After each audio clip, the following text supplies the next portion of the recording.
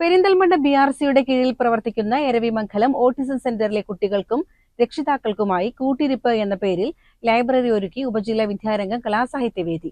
നഗരസഭാ chairman P. Shaji ലൈബ്രറിയുടെ ഉദ്ഘാടനം നിർവഹിച്ചു. പുസ്തകം വായന എന്ന് പറയുന്നത് നമ്മളെ എല്ലാ പ്രതിസന്ധികളെയും മറികടക്കാൻ പറ്റും ഒരു കഴിയുന്നൊരു ആയുധമാണ്.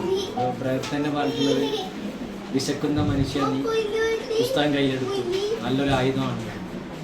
അത് വിശപ്പിനുള്ളൊരു ആയുധമായിട്ട് വരെ പുസ്തകത്തിലെ വായന കൊണ്ടുണ്ടാവുന്ന ഒരു ഊർജവും ഒരു ആർജവും അതാണ്. അതിനെ വിശപ്പിനെ മാറ്റാൻ കഴിയുമെന്നാണ് ബൃഹത്ത് ആ വരികളിലൂടെ നമ്മോട് പങ്കുവച്ചിട്ടുള്ളത്. വികസന standing committee chairperson Ambili Manoj അധ്യക്ഷത വഹിച്ചു.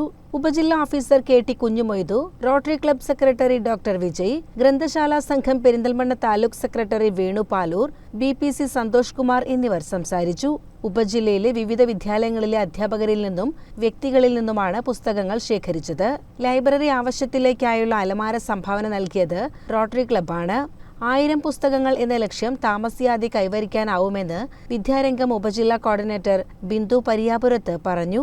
സംസ്ഥാന ലൈബ്രറി കൗൺസിലിന്റെ അഫിലിയേഷനു വേണ്ടി ലൈബ്രറിയെ സജ്ജമാക്കുമെന്ന് BRC പ്രതിനിധികൾ അറിയിച്ചു. CCN പെരിന്തൽമണ്ണ.